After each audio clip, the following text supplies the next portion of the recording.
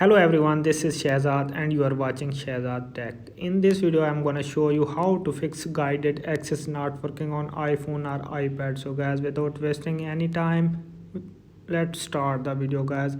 First method is to ensure you have enabled guided access. So open the settings app, scroll down and tap on accessibility. Tap on it.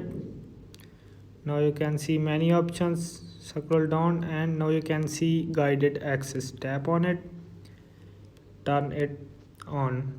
Now you can see guided access is turned on. Also don't forget to enable the accessibility shortcut toggle below. This way you will be able to quickly activate guided access by simply triple clicking the side button. So turn it on to work the accessibility shortcut. So if this solution is not working, then we move to another solution is to ensure the accessibility shortcut for guided access is enabled. So open the settings app, again tap on accessibility, scroll down and now you can see accessibility shortcut. So tap on it and now you can see select guided access from the list, and now you can see it is selected and go back. If this solution is not working, then we move to another solution.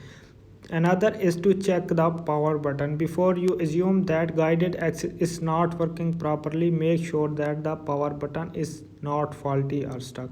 So if it is faulty, go to the nearest Apple store to fix this issue. So guys, if this solution is not working, then we move to another solution. Another is to restart your iPhone or iPad.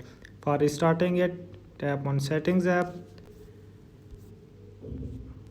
go to the general, scroll down and now you can see in the bottom shutdown. Tap on it, slide to power off. After sliding it, your mobile will be restart and your problem will be fixed. If this solution is not working, then we move to another is update iPhone or iPad. So go to the settings, again tap on general.